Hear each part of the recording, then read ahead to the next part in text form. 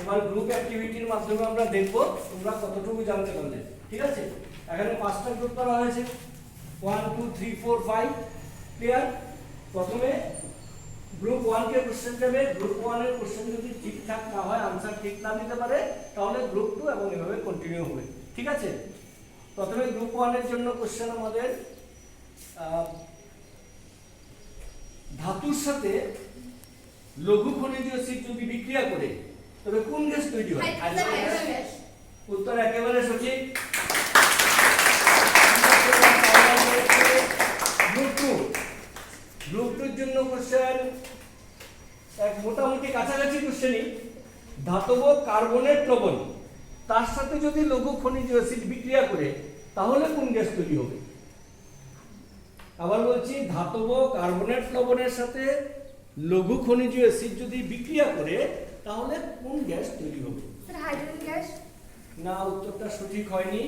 Group 3 group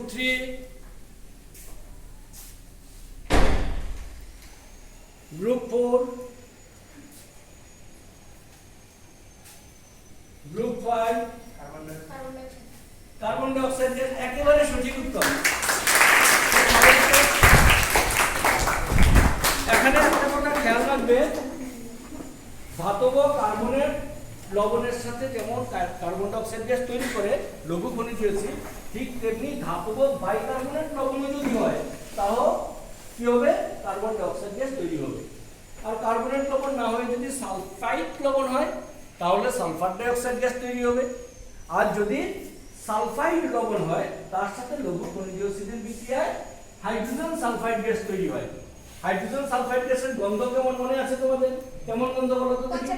পচা ডিমের গন্ধ। এক্স্যাক্টলি, পচা ডিমের গন্ধযুক্ত হাইড্রোজেন সালফাইড গ্যাস তৈরি হয়। ঠিক আছে, এবার আমাদের কোশ্চেন যাচ্ছে গ্রুপ 3। গ্রুপ 3 এর জন্য কোশ্চেন